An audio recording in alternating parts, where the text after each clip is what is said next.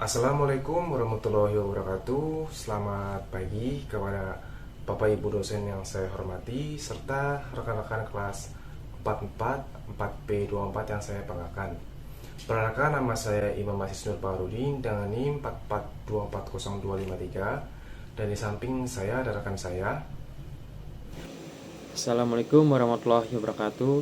Perkenalkan, nama saya Eji Gunawan, NIM 44241677 dari kelas 44 4B24. Hari ini kami dari Universitas Bina Sarana Informatika ingin mengajak rekan-rekan semua membedah studi kasus krusial yang pernah ada di dunia digital Indonesia.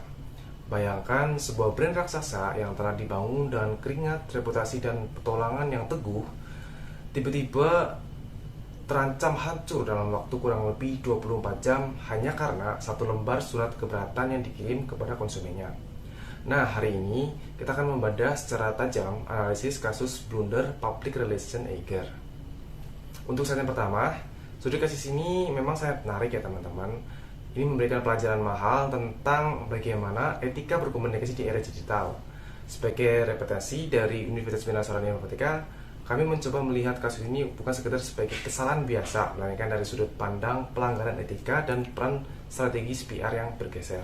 Selanjutnya, di slide kedua, semua badai ini dimulai pada tanggal 29 Januari 2021. Seorang YouTuber bernama Dian Widya Narko melalui akun @duniadian mengunggah sebuah surat resmi yang ia terima dari pihak Eiger. Isi surat tersebut sangat mengejutkan. Eiger secara formal menyatakan keberatan atas video review produk yang ia buat. Alasan mereka sangat sepele dan teknis, yaitu masalah kualitas suara video, bising, dan settingan latar belakang yang dinilai kurang estetik. Padahal, dia membeli produk tersebut dengan uangnya sendiri, bukan endorse. Reaksi publik pun langsung meledak secara instan di platform Twitter maupun X. Warganet pun menilai tindakan Eiger yang sangat arogan dan anti kritik. Bayangkan saja seorang konsumen YouTube yang mempromosikan produk secara gratis justru mendapat surat somasi hukum. Akibatnya, reputasi brand Eiger yang tadinya dicintai sebagai brand outdoor yang ramah dan dekat dengan petualang seketika berubah menjadi institusi korporat yang kaku dan mengancam kebebasan berpendapat. Selanjutnya di slide ketiga, jika kita bedah secara akademis, ada dua pelanggaran fatal dari perspektif etika kehumasan atau PR di sini. Yang pertama, adanya gagalnya mutual understanding atau saling pengertian. Kode etik PR menurut kita untuk selalu menjaga hubungan harmonis dengan publik. Di sini, Eiger melanggar prinsip dasar tersebut.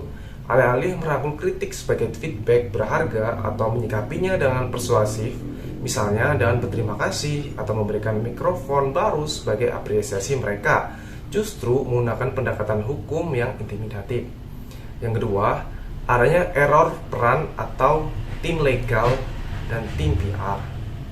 Di sini letak blunder operasionalnya. Divisi legal dalam corporate didesain untuk memprotektif perusahaan secara hukum formal dan diksi-diksi yang kaku dan tegas. Namun surat tersebut dikirim begitu saja tanpa disaring oleh divisi PR. PR seharusnya berfungsi sebagai garda depan sekaligus filter empati yang menyaring bahasa hukum yang kaku menjadi bahasa komunikasi yang ramah bagi pelanggan. Kegagalan penyaringan internal inilah yang memicu krisis komunikasi tersebut secara masif. Selanjutnya, slide akan dibahas oleh rekan saya.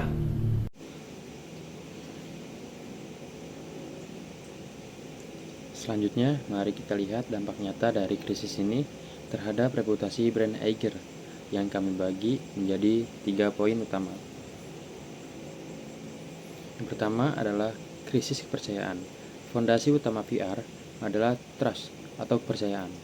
Begitu kasus ini viral, citra Eiger langsung merosot di mata publik karena dicap sebagai brand yang arogan dan anti kritik. Yang kedua, sentimen negatif. Ruang digital langsung dipenuhi oleh percakapan organik yang memojokkan Eiger karena konsumen merasa hak kebebasan berpendapat mereka diabaikan. Dan yang ketiga, ancaman boykot. Dampak paling fatalnya adalah munculnya gerakan boikot dari komunitas pencinta alam dan pelanggan setia yang kecewa hingga mengancam stabilitas bisnis mereka. Dari kutipan tersebut, yaitu banyak pelajaran berharga dari kasus ini, soal PR, branding, handling krisis, dan sebagainya. Semoga menjadi pelajaran berharga untuk lebih baik lagi ke depannya.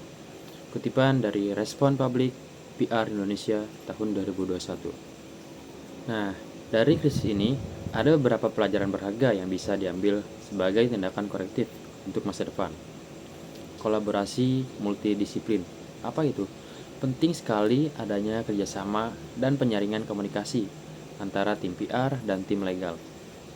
Sebelum mengeluarkan surat resmi, agar bahasanya tidak mengancam reputasi perusahaan. Lalu, social listening. Di era digital, konsumen holding kendali opini publik.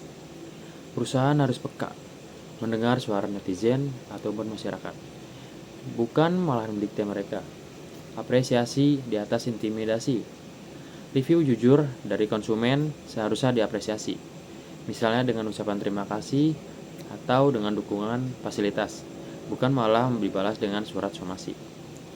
Lalu, penyelesaian krisis. Langkah terakhir untuk menyelamatkan Eiger adalah ketegasan sang CEO yang langsung turun tangan meminta maaf secara konsisten di sosial media dan awak media apapun itu.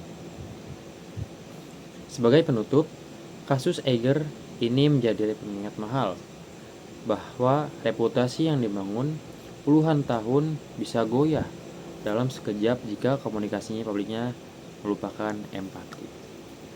Demikian presentasi dari kelompok kami. Terima kasih atas perhatian Ibu atau Bapak, dosen, serta rekan-rekan semua. Sekian dari kami. Wassalamualaikum warahmatullahi wabarakatuh.